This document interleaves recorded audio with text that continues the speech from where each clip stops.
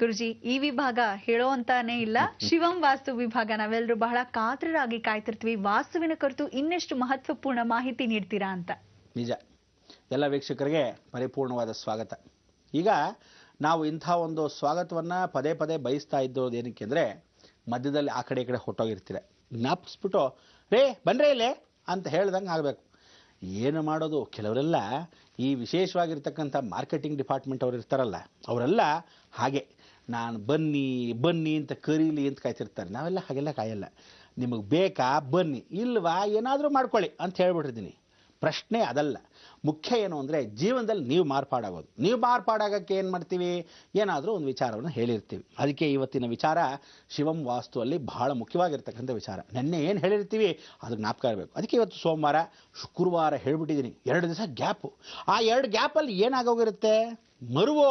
ಅದಕ್ಕೆ ಹೇಳೋದು, ಮನುಷ್ಯನ ಮೈಂಡು ಬಹಳ ಶಾರ್ಟ್ ಮೆಮೊರಿ. ನೀವೆಲ್ಲ ಸರಿಪಡಿಸ್ಕೊಳ್ಳೋಕೆ ಏನು ಮಾಡಬೇಕು, ಶಿವನ ಸ್ವಾಗತಿಸ್ಕೊಂಬೇಡ, ಚೊರ್ರ ಅಂತ ಬಂದು ಜ್ಞಾಪಿಸ್ತಾನೆ ಆ ವಾಸ್ತು ಪುರುಷ. ಮೊದಲಾಗಿ ಶಿವನ್ ಸ್ವಾಗತಿಸೋಣ.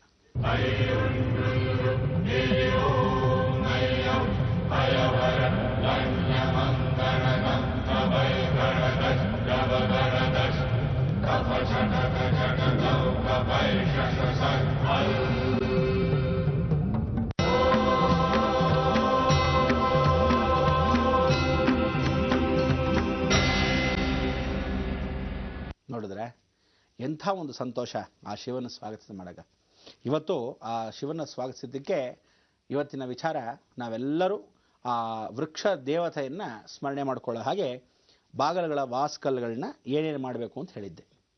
ಬಾಗಲಗಳ ವಾಸ್ಕಲ್ಲಲ್ಲಿ ಪಂಚೇಂದ್ರಿಯಗಳನ್ನು ಪಂಚಭೂತಗಳಾಗಿ ಇಟ್ಕೋಬೇಕಾಗಿರ್ತಕ್ಕಂಥದ್ದು ಮೊದಲನೇ ಬಾಗಿಲು, ದೇವರ ಮನೆ ಬಾಗಿಲು. ಈ ಎರಡನ್ನ ಬಿಟ್ಟು ಮನೆಯಲ್ಲಿರ್ತಕ್ಕಂಥ ಅಡುಗೆ ಮನೆ ಬಾಗಿಲು ಇಡಬೇಕಾದ್ರೆ ರುಬ್ಗುಂಡು ಆವಾಗಲೇ ಇಟ್ಬಿಡ್ಬೇಕು.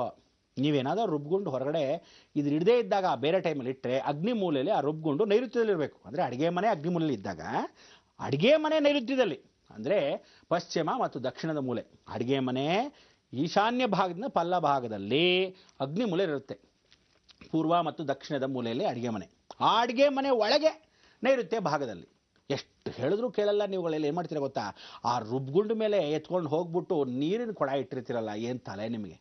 ಕೆಳಗಡೆ ಮಾಡಿದ್ರು ಅಷ್ಟೇ, ಮೇಲ್ ಮಾಡಿದ್ರು ಅಷ್ಟೇ. ಯಾವ ಕಾಲಕ್ಕೂ ತಿಳ್ಕೊಳ್ಳಿ, ಯಾವತ್ತಿದ್ರೂ ಅದರ ಮೇಲೆ ನೀರುಗಳನ್ನ ಇಡಬೇಡಿ, ಸಾಲದಲ್ಲಿ ಮುಳುಗೋಗ್ತೀರಾ, ಹುಷಾರ್. ಯಾವತ್ತಿದ್ರೂ ರುಬ್ಗುಂಡು ಮೇಲೆ ಗುಂಡಿರಲೇಬೇಕು. ಗುಂಡು ಒಂದು ಕಡೆ ಇಡೋದು, ರುಬ್ಗುಂಡು ಒಂದು ಕಡೆ ಕೆಳಗಿಟ್ಟಿರೋದು. ಈ ಉಂಡಾಗಿ ಕಲ್ಸಕ್ಕೆ ರುಬ್ಗುಂಡು 2 ಒಟ್ಟಿಗೆ ಇರ್ಬೇಕ್ರಿ. ಪಾರ್ವತಿ ಪರಮೇಶ್ವರ ಇದನ್ನೇನಾದರೂ ಬೇರೆ ಇಟ್ಟರೆ ಪರಮಾತ್ಮ ಕೃಪಾ ಕಟಾಕ್ಷ ಗಂಡ ಹೆಂಡ್ತಿನ ಬೇರೆ ಮಾಡಿದ ಹಾಗೆ. ನಿಮ್ಮನೇಲಿ ನಿಮ್ಮ ಗಂಡ ಹೆಂಡ್ತಿ ರೆಡಿಯಾಗೆ ಏನೇ ಅಂತ ಅವ್ನು ರೆಡಿ ಇರ್ತಾನೆ, ನೀವು ಯಾಕೆ ಹೆಂಗಿದೆ ಮೈಗೆ ಅಂತ ಪರ್ಕೆ ತಗೊಂಡಿರ್ತೀರ. ಹಾಗಾಗ್ಬಿಡುತ್ತೆ ಜೀವನ. ಅದಕ್ಕೋಸ್ಕರ ಈ ಮನೆಗಳ ಆಟಗಳಲ್ಲಿ ಯಾಕೆ ಹೀಗಾಗತ್ತೆ ಅಂದರೆ, ಈ ಮನೇಲಿ ಸಾಲ ನೀರು ನಿಲ್ಸಿರ್ತೀರಾ, ರುಬ್ಬಿರ್ತೀರಲ್ಲ, ರುಬ್ಬಿರೋ ನೀರು ಅದರೊಳಗೆ ಇಟ್ಟಿರ್ತೀರ, ಅದ್ರ ಮೇಲೆ ಒಂದು ಪಾತ್ರೆ ಇಟ್ಬಿಟ್ಟಿರ್ತೀರ. ಹೋಗ್ತಾ ಬರ್ತಾ ಅದು ಕೆಳಗೆ ನೆಲದ ಮೇಲೆ ಇರುತ್ತೆ.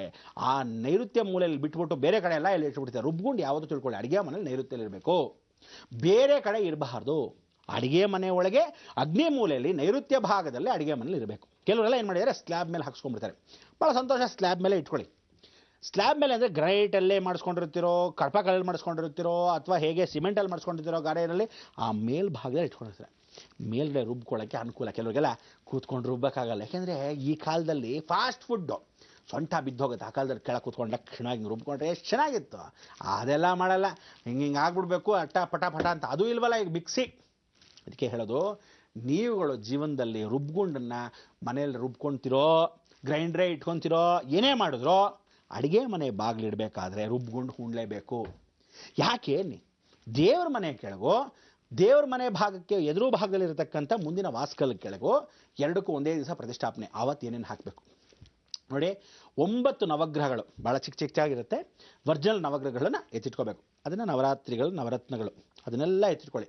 2ನೇದು ಬೆಳ್ಳಿ, ಬಂಗಾರ. ಪಂಚಲೋಹಗಳಲ್ಲಿ ನಾವು ಸೀಸ, ತಾಮ್ರ, ಹಿತ್ತಾಳೆ. ಸೀಸ, ತಾಮ್ರ, ಹಿತ್ತಾಳೆ, ಕಬ್ಬಣ ಇಲ್ಲ, ಅರ್ಥ ಆಯ್ತಾ? ಬೆಳ್ಳಿ, ಬಂಗಾರ, ತಾಮ್ರ, ಸೀಸ, ಹಿತ್ತಾಳೆ, ಇದನ್ನಿಷ್ಟು ಪಂಚಭೂತಗಳಾಗಿ ಆ ಬೆಳ್ಳಿ ಬಂಗಾರದ ಜೊತೆಗೆ ವಿಶೇಷವಾಗಿರ್ತಕ್ಕಂಥ ಈ ನವರತ್ನ ಜೊತೆಗೆ ಇಟ್ಕೋಬೇಕು. ಇದನ್ನು ಹೇಗಿಡಬೇಕು, ಸುಮ್ಮನೆ ಹಾಗಿಡಬಾರ್ದು. ಒಂದು ತಾಮ್ರದ ಡಬ್ಬಿ. ಈ ತಾಮ್ರದ ಡಬ್ಬಿಲಿ ಒಂದು ವಿಶೇಷವಾಗಿರೋ ವಸ್ತು ಹಾಕಬೇಕು. ಅದೇನು ವಸ್ತು ಅನ್ನೋದನ್ನ ನಾನೀಗ ತಿಳಿಸಲ್ಲ, ರಹಸ್ಯ. ಯಾಕೆಂದರೆ ನೀವುಗಳೆಲ್ಲ ಏನು ಮಾಡ್ತೀರಾ ಗೊತ್ತಾ, ಹೇಳ್ಬಿಟ್ಟು ಅದನ್ನೇ ಮಾರಕ್ಕೆ ಶುರು ಮಾಡ್ಬಿಡ್ತೀರಾ. ಭಾಳ ಜನ ಬುದ್ಧಿವಂತರು ಅದರೊಳಗೆ ಹಾಕೋದು ಹೇಳಿದ್ರೆ ತಾನೇ ನೀವೆಲ್ಲ ಮಾಡ್ಕೊಳ್ಳೋದು. ಆ ಪುಸ್ತಕ ಬಿಡುಗಡೆ ಮಾಡ್ತೀನಿ ಆವಾಗ ತೊಗೊಳ್ಳಿರಂತೆ, ಆದರೆ ಇವಾಗ ಇಷ್ಟನ್ನು ರೆಡಿ ಮಾಡ್ಕೊಂಡಿರ್ದೇನೆ ಮನೆ ಕಟ್ಟಡಕ್ಕೆ, ಆವಾಗ ಬಂದು ಕೇಳ್ಕೊಳ್ಳಿ ವ್ಯವಸ್ಥೆ ಮಾಡ್ತೀನಿ. ಅದರೊಳಗೆ ಹಾಕಬೇಕಾದ್ರೆ ಡಬ್ಬಿ ಒಳಗಡೆ ಯಾತಕ್ಕೆ ಅದನ್ನು ಹಾಕ್ತೀವಿ ಅಂದರೆ, ಮಹಾಲಕ್ಷ್ಮಿ ಬಂದಾಗ ಬಲಗಾಲನ್ನು ಅದನ್ನು ಇಟ್ಟಾಗ ಮನೆ ಒಳಗೆ ದಾರಿದ್ರ್ಯ ಬರದೇ ಇದ್ದ ಹಾಗೆ ಚರಲಕ್ಷ್ಮಿ ಸ್ಥಿರವಾಸ. ಯಾವತ್ತೂ ಆ ಮನೇಲಿ ದರಿದ್ರ ಅನ್ನೋದು, ಒಂದು ಊಟಕ್ಕೆ ಕಷ್ಟ ಇರಬಾರ್ದು, ಯಾವ ಕಾಲಕ್ಕೂ ದುಡ್ಡು ಕಾಸಿಗೆ ಕೊರತೆ ಇರಬಾರ್ದು, ಯಾವತ್ತೂ ನಗನಗ್ತಾ ಅಭಿವೃದ್ಧಿ ಆಗಬೇಕು, ಯಾವತ್ತು ಕುಂದು ಕೊರತೆ ಬರಬಾರ್ದು. ಆ ಮನೆಯಲ್ಲಿ ಆ ವಾಸ್ಕಲ್ ಕೆಳಗೆ ಇಡಬೇಕು. ಮಧ್ಯದಲ್ಲಿ ವಾಸ್ಕಲ್ ಕೆಳಗೆ ಒಂದು ಹಳ್ಳ ತೋರಿಸಿ ಇಟ್ಟಿರಬೇಕು. ಈ ವಾಸ್ಕಲ್ ಇವನು ಇಡಬೇಕಾದ್ರೆ ದೇವ್ರ ಮನೆ ವಾಸ್ಕಲ್ಲು ಕರೆಕ್ಟಾಗಿ ಎರಡೂ ಒಟ್ಟಿಗೆ ಇಟ್ಬೇಕು. ಇದಕ್ಕೇನು ಡಬ್ಬಿ ಇಟ್ಟಿರ್ತೀರಾ, ಅದಕ್ಕೂ ಹಾಗೆ ಇಡಬೇಕು. ಆಮೇಲೆ ಇದನ್ನು ಪೂಜೆ, ಷೋಡಶೋಪಚಾರ ಪೂಜೆ, ಗೃಹಲಕ್ಷ್ಮಿ ನಿವಾಸ, ಗೃಹಲಕ್ಷ್ಮಿ ಪೂಜೆ ಮಾಡ್ಕೋಬೇಕು. ಅಂದ್ರೇನು, ಒಂದು ಪಾವು ಬೆಲ್ಲ ಅಕ್ಕಿ ಇಷ್ಟು ಇಟ್ಕೊಂಡು ಮನೆ ಗೃಹಿಣಿ, ಮನೆ ಹೆಂಡತಿ ಅವಳು ಪೂಜೆ ಮಾಡಬೇಕು. ಅಲ್ಲಿ ಒಂದು ಸ್ವಲ್ಪ ಹಾಲು ಹಾಕಬೇಕು, ಅರ್ಶಿನ ಇಷ್ಟು ಚೆನ್ನಾಗಿ ತೊಗೋಬೇಕು, ಹಾಲಲ್ಲಿ ಅರ್ಶಿನ ಕಲಿಸ್ಬೇಕು, ಒಂದು ಚೂರು ನೀರಿಲ್ಲದೆ ಹಾಲು ಕಲಿಸ್ಬೇಕು. ಈ ಹಳ್ಳಕ್ಕೆ ಕ್ಲೀನಾಗಿ ಹೀಗೆ ಸವರಬೇಕು. ಹಳ್ಳಕ್ಕೆ ಸವರಿ ದೇವರ ಮನೆಗೂ ಇದಕ್ಕೂ ಎರಡಕ್ಕೂ ಸವರಬೇಕು. ಎರಡಕ್ಕೂ ಸವರಿ ಆ ಡಬ್ಬಿಯನ್ನು ಇದರಲ್ಲಿಟ್ಟು ತಿರುಗಿ ಅರಿಶಿನವನ್ನು ಮೇಲೆ ಮುಚ್ಚಿಬಿಡ್ಬೇಕು.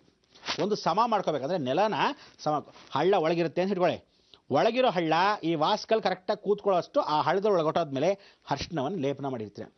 ಡಬ್ಬಿನ ಇಟ್ಟ ಮೇಲೆ ಡಬ್ಬಿ ಒಳಗೆ ಹಾಕಬೇಕಾದ ಒಂದು ವಸ್ತುನ ಮಾತ್ರ ಆಮೇಲೆ ಹೇಳ್ತೀನಿ, ಯಾಕೆ ಅಂದರೆ ರಹಸ್ಯ.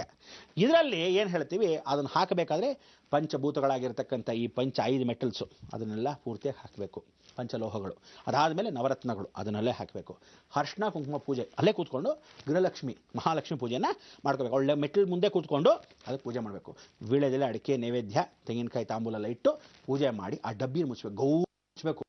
ಇದರ ಮೇಲ್ಗಡೆ ಆ ಒಂದು ವಿಶೇಷವಾಗಿರ್ತಕ್ಕಂಥ ವಾಸ್ತುಪುರುಷ, ಮೇಲಿನ ಚಾವಣಿಗಳಿಗೆ ಮೊದಲು ಕೆಳಗಡೆ ಒಂದು ವಾಸ್ತುಪುರುಷನ ಇಡಬೇಕು. ಯಾವುದೇ ಡಬ್ಬಿ ಮುಚ್ಚಿದ ಮೇಲೆ ಒಂದು ವಾಸ್ತುಪುರುಷನ ಇಡಬೇಕು. ಅರ್ಶಿನವನ್ನು ಮುಚ್ಚಕ್ಕೆ ಮೊದಲು ಅದರ ಮೇಲೆ ಡಬ್ಬಿ ಮುಚ್ಚಿದ್ದಾಗ ಡಬ್ಬಿದ ಒಳಗೆ ಹಾಕಿರ್ತಕ್ಕಂಥ ಎಲ್ಲ ವಸ್ತುಗಳು ಹಾಕಿದ ಮೇಲೆ ಕೊನೆಯದಾಗಿ ವಾಸ್ತುಪುರುಷನ ಇಡಬೇಕು.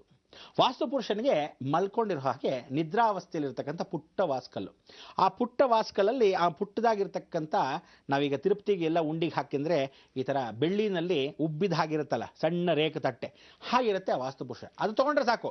ಕೆಲವರು ದೊಡ್ಡದಾಗಿ ವಾಸ್ತುಪುರುಷ ತೋರಿಸ್ಕೊಳ್ಳೋಕ್ಕೆ, ಅವ್ರು ಚಿಕ್ಕದಾಗ ನಾವು ದೊಡ್ಡದಾಗ ಕಾಣ, ಹಾಗೆಲ್ಲ ಮಾಡಬೇಡಿ. ಶಾಸ್ತ್ರಕ್ಕೆ ಎಷ್ಟು ಹಾಕಬೇಕು ಅಷ್ಟೇ. ನೋಡಿ, ನೀರು ತೀರ್ಥವನ್ನು ತಗೊಂಡಾಗ ಒಂದು ಗುಳುಗಂಜಿ ಮುಳುಗೋಷ್ಟು ಮಾತ್ರ ತಗೊಂಡ್ರೆ ತೀರ್ಥ, ಅದಕ್ಕೆ ಮೇಲೆ ತಗೊಂಡ್ರೆ ವಿಷ. ಹೇಳ್ದಷ್ಟು ಮಾಡೋದು ಕಲ್ತ್ಕೊಳ್ಳಿ. ಅದಾದಮೇಲೆ ಮೇಲ್ ವಾಸ್ಕಲ್ ಮೇಲೆ ಏನೋ ಒಂದು ವಿಶೇಷವಾಗಿ ಇಡಬೇಕು. ಅದನ್ನೆಲ್ಲ ಹೇಳೋಕ್ಕೆ ನೀವು ಈ ರೀತಿ ಕಾರ್ಯಕ್ರಮಗಳು ಕಾಯ್ತಾ ಇರಬೇಕು, ನಾವು ಹೇಳಬೇಕು. ಸಮಯ ಬರಬೇಕು ನೋಡಿ.